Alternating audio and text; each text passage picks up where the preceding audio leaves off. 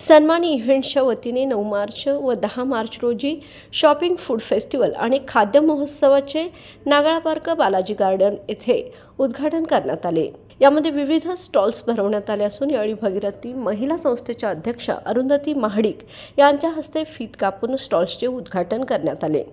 यावेळी अरुंधती महाडिक, ताराणीच्या एमडी कल्पिता कुंभार व सन्मानी इव्हेंट्सच्या संजू दप्तरदार, अध्ययनी पोरे, मंजिरी देवण्णवर यांनी दीपप्रज्वलन करून कार्यक्रमाची सुरुवात केली।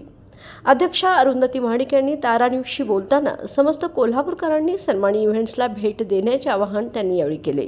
इव्हेंट्सला सकाळपासूनच नागरिकांचा उत्स्फूर्त प्रतिसाद मिळत आहे। नमस्कार। सन्मानी हे प्रदर्शन नागाळा पार्क इथं भरलं गेलेलं आहे। त्याचं उद्घाटन नुकतंच झालेलं आहे। दिनांक 9 आणि उद्या 10 असं 2 दिवस हे प्रदर्शन आहे।